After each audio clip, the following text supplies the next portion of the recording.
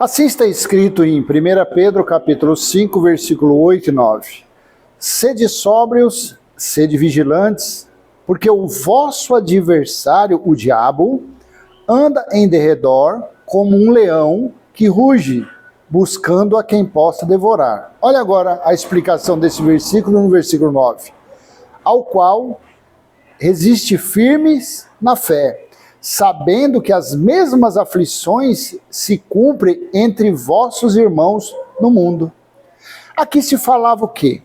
De toda a humanidade, de todas as pessoas. Aqui falava-se, nesse contexto estavam os fariseus, os escribas, estavam os seguidores de Moisés neste contexto, né? Por que os irmãos ali estavam sofrendo tribulação, aflição? Por que eles estavam sendo perseguidos? Que diabo era esse que estava afligindo, que estava colocando essa tribulação, que estava rugindo, bradando como leão para devorá-los? Diabo é adjetivo. Adversário, opositor, caluniador, traidor. E quem eram os adversários dos cristãos naqueles dias?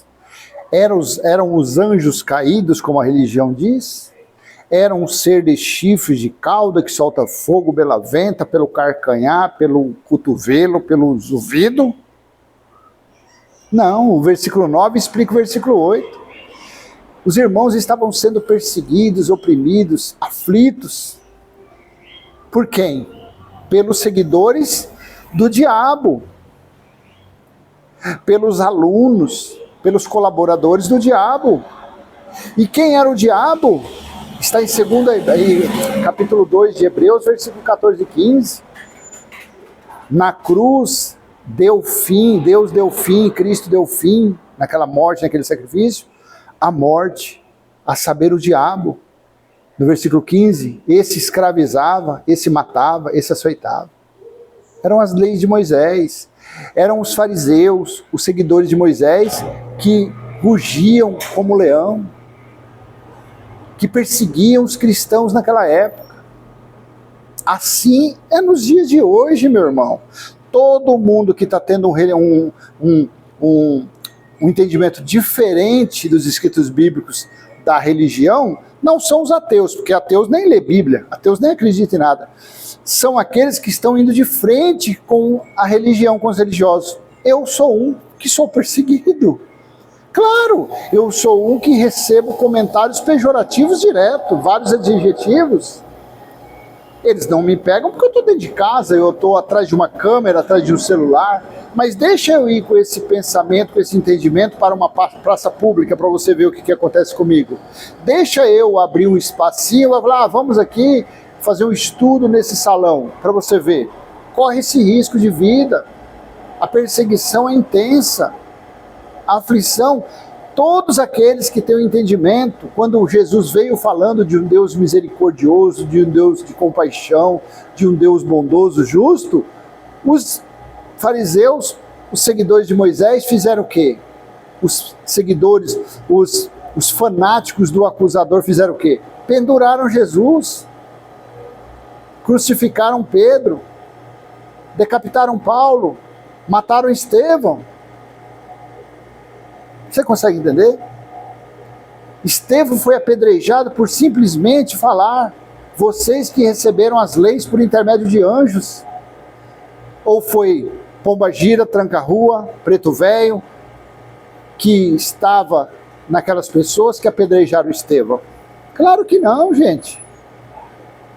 Imagine a perseguição que estava em andamento naqueles dias. Imagine a aflição, as aflições que aqueles cristãos, aqueles nossos irmãos que estavam ali batendo de frente com a religião. O diabo era o acusador. Só que os tradutores dos textos bíblicos, os ditos mestres, professor, Lutero, os pais da igreja, Constantino, esses lixos, eles fizeram questão de deixar o nome diabo, que no grego significa diabolo, acusador, adversário. Por quê? Porque esse nome diabo coloca pânico, coloca medo, coloca escravidão, coloca algemas, coloca aguilhões, coloca grades em volta, ou nos religiosos, nos seguidores dos ensinos judaicos. O diabo hoje está vivinho da Silva. O fim dele foi na cruz, e depois o símbolo maior do diabo foi destruído, que foi o templo, foi no ano 70. Mas, de uma forma simbólica, o diabo está vivinho aí perto da sua casa. Você que é um religioso, o diabo está vivinho aí na sua mente. O seu desejo é o quê? É perseguir, é bater de frente, é querer refutar todos aqueles que falam contra as religiões. Esse é o diabo. O diabo hoje, ele veste terno e gravata. Tem uns diabos, umas diabonas aí que veste saia.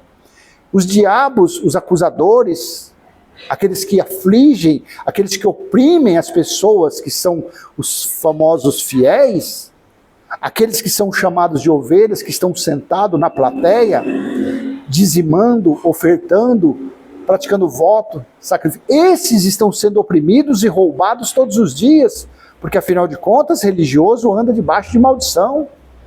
Gálatas 3:10. E o fruto que essas pessoas colhem dentro dessas sinagogas, nesses templos religiosos, é Deuteronômio 28, 28 e 29. São essas maldições, são essas trevas. Sede sóbrios, sede vigilantes, porque o vosso adversário, o diabo, o vosso acusador, o vosso inimigo, anda em derredor como um leão que ruge, buscando a quem possa devorar, ao qual resistir firmes na fé, sabendo que as mesmas aflições, veja, se cumprem entre os vossos irmãos no mundo. Em outro texto fala os cristãos. Quer dizer que além da perseguição dos fariseus, dos escribas, dos seguidores de Moisés, quer dizer que além disso ainda tinha chifrudinho, com tridente, com saia, fumando charuto, usando chapéu de lado. Claro que não, né, gente? Só que isso, a pessoa só consegue ter esse entendimento quando ela sai de um arapuca, quando ela sai de um alçapão, quando ela sai de uma chamada igreja, quando ela vem para fora, quando ela se torna uma verdadeira eclésia, igreja, tirados para fora, mas não é tirados para fora da casa e levados para um templo religioso, não. São tirados de dentro dos templos religiosos. Então, quando uma pessoa sofre essa transformação, essa metamorfose, quando sofre essa bênção dessa transformação de Deus, então aí sim você vê claramente, você enxerga claramente, sem o véu religioso, sem as mandingas religiosas, você consegue enxergar claramente essa situação nesses dois versículos. Você consegue ver que os irmãos ali estavam sendo afligidos, perseguidos pelos seguidores do acusador, pelos seguidores do diabo, pelos seguidores de Moisés. Simplesmente assim, tá bom?